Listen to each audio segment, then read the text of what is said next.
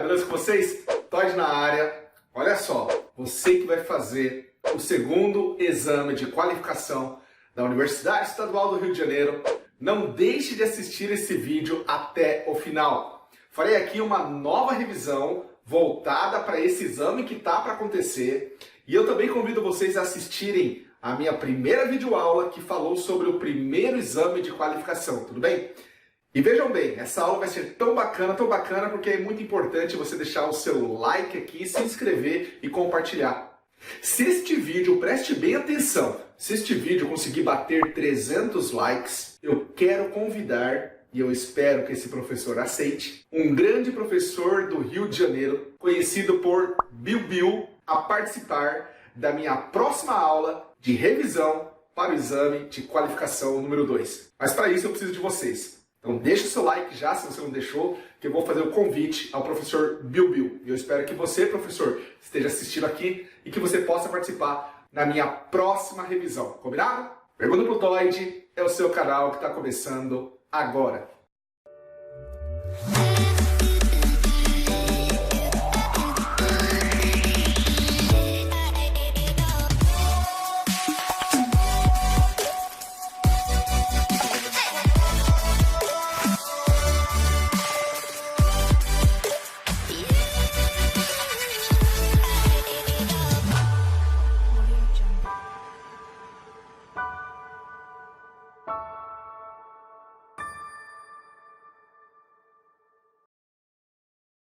Muito bem, pessoal, nós vamos abordar aqui exercícios marotos, beleza? Então vamos lá?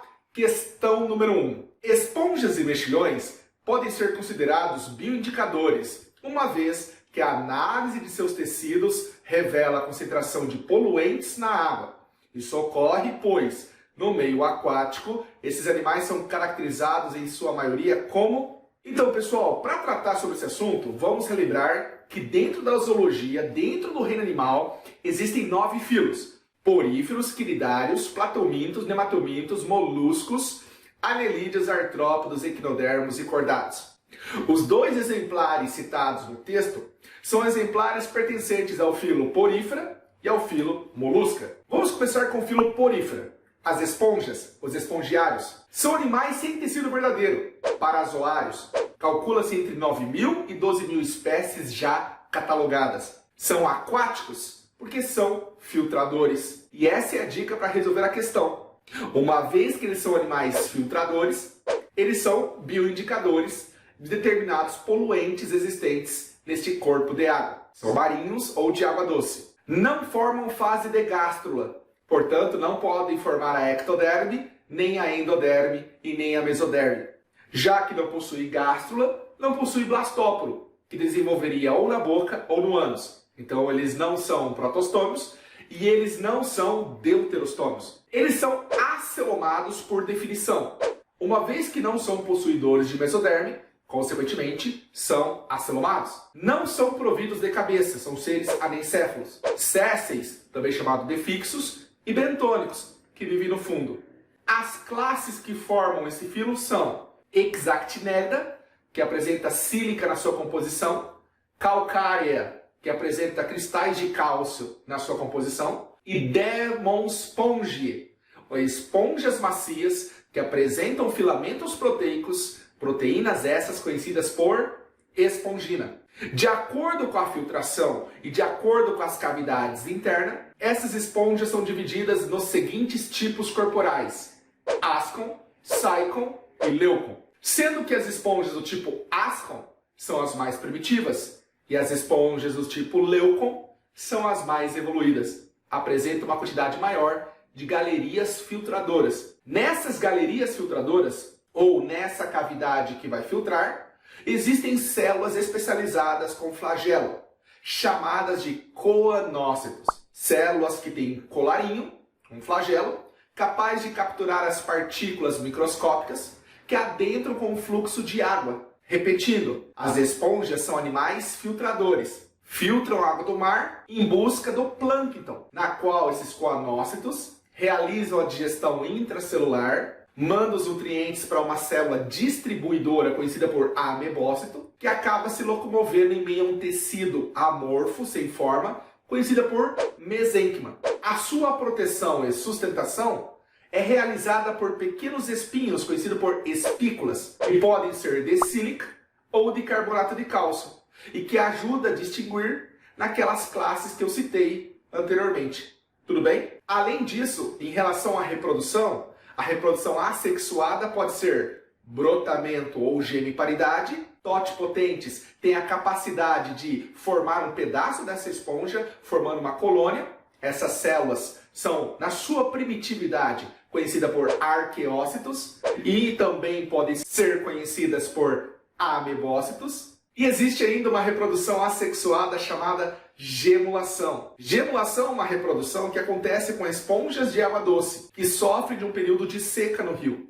Antes das esponjas morrerem, elas produzem estruturas de resistência conhecidas por gêmulas, que ficam no meio ambiente por longos períodos até o rio voltar a subir e desta gêmula germinar numa nova esponja. A reprodução sexuada, que envolve a fecundação com o espermatozoide e óvulo, formado a partir de células conhecidas por gonócitos. Esta fecundação dá origem a um zigoto, que pode ou não desenvolver numa larva. Larvas famosas do filo porífero são anfiblástula e parênquima. Já acerca do filo molusca, molusca significa animais de corpo mole, nós temos caracol, lesmas, polvos e lulas, escargôs, mexilhões e ostras. Apresentam cabeça, pé e massa visceral. Tendo o corpo mole, é necessário de uma concha. Esta concha é feita de cálcio ou carbonato de cálcio e foi produzida por uma dobra da pele conhecida por manto. Essa concha ela pode ser externa, como no caracol, interna, como na lula, ou ainda existem representantes cuja concha é ausente, a exemplo, o polvo. As classes aqui são gastrópoda, caracol, lesma e escargot, pelecípoda ou biválvia, ostras e mexilhões, que são animais filtradores, cefalópodos, polvo e lula. Além disso, eles são animais triblásticos, com ectoderme, endoderme e mesoderme.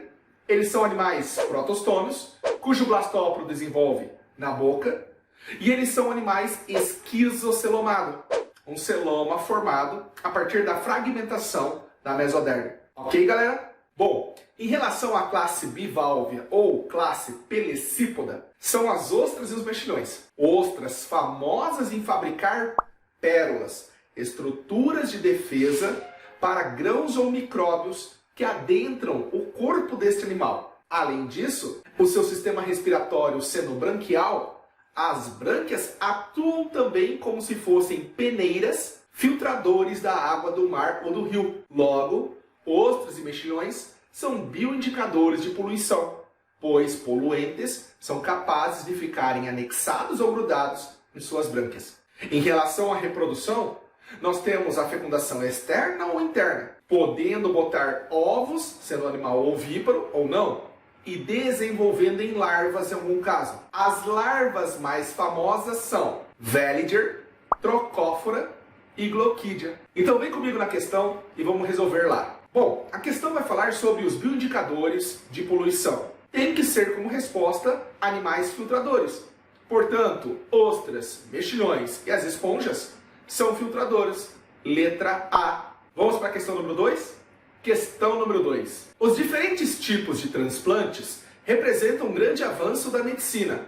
Entretanto, a compatibilidade entre doador e receptor nem sempre ocorre, resultando em rejeição de órgãos transplantados.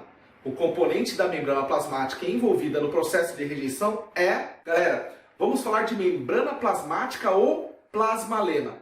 É conhecido por vocês que a membrana plasmática ela é lipoproteica, ela é rica em lipídios e proteínas. Os lipídios mais famosos, em se tratando célula de origem animal, são fosfolipídio, que apresenta uma porção hidrofílica, com afinidade à água, e uma porção hidrofóbica, com aversão à água. Existe também um outro lipídio chamado de colesterol, responsável pela estabilidade e fluidez dessa membrana plasmática. Dentre as proteínas, existem proteínas superficiais ou periféricas e existem proteínas integrais ou de canais. As proteínas, juntamente aos lipídios, dão o nome que nós conhecemos de lipoproteica. Tudo bem? Na face externa, voltado para o meio de fora, existem em células animais um arcabouço de glicídios, ou seja, açúcares, conectados a proteínas e lipídios. Esses açúcares são conhecidos por glicoproteínas e glicolipídios. E eles formam um emaranhado que é único, como se fosse uma impressão digital do ser.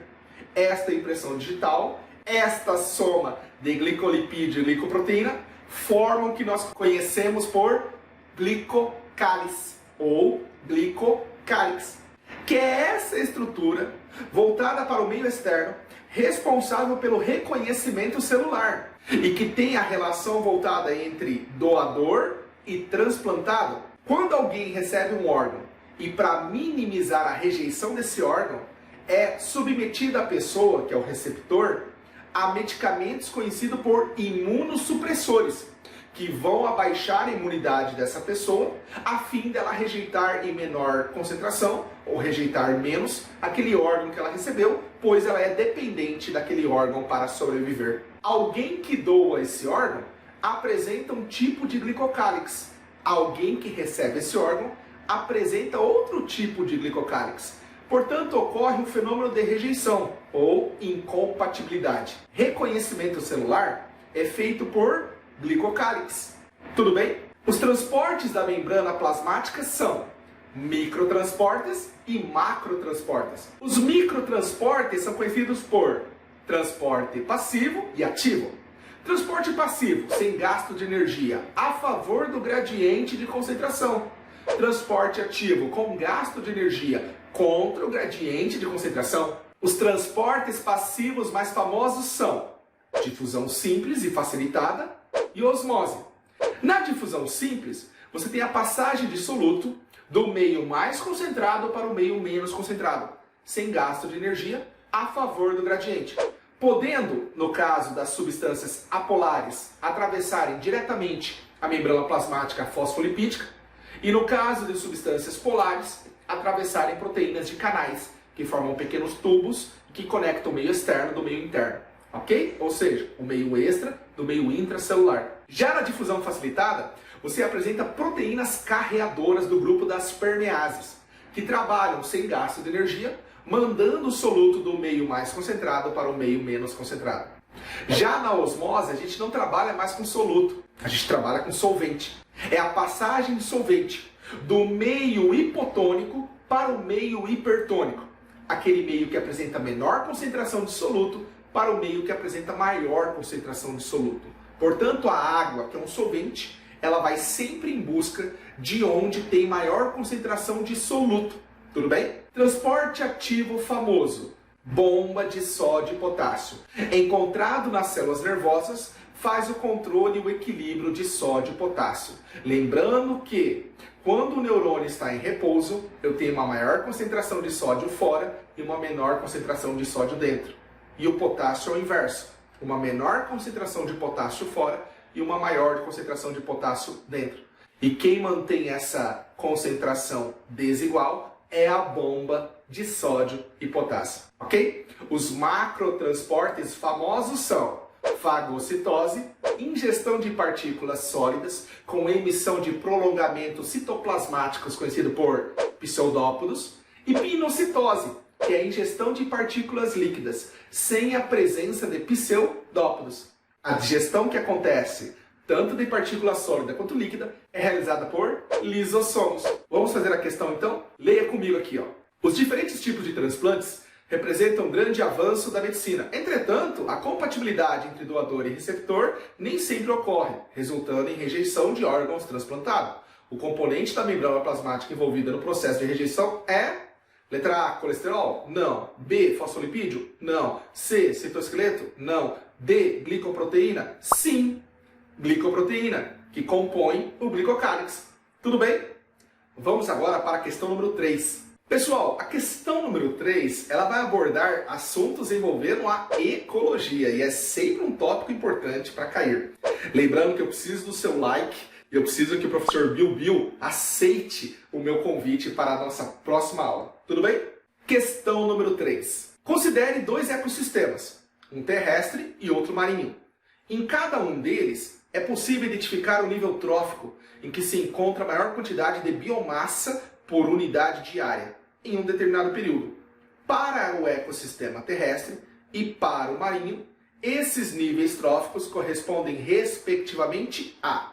Pessoal, vamos falar aqui de cadeia alimentar e pirâmides ecológicas. Cadeia alimentar, uma sequência de fluxo de energia e de matéria, que parte de seres que produzem seu próprio alimento, conhecido por produtores, até o término que pode ser decompositores. Entre produtores e decompositores, existem os consumidores, que são seres incapazes de fabricar o seu próprio alimento. São seres heterótrofos. Produtores pegam uma parcela de energia, sendo, portanto, da luz, no caso dos fotossintetizantes, ou de substâncias químicas, no caso de quimiosintetizante. Vamos pegar uma árvore no ecossistema terrestre e uma alga no ecossistema aquático. Ambos fazem fotossíntese, produzem uma parcela de energia. Essa parcela de energia e de matéria é consumida e o que sobra forma o que nós conhecemos por biomassa. Um consumidor primário vai ingerir um produtor e ele vai adquirir uma biomassa menor. Um consumidor secundário vai ingerir um consumidor primário e assim vai adquirir uma biomassa menor. Qual é a moral da história? A moral da história é que quando analisamos as pirâmides ecológicas de energia, de biomassa e de número, a pirâmide de energia ela jamais será invertida. Tem sempre mais energia na base e menos energia no último nível trófico. Já na pirâmide de biomassa, qual é a regra?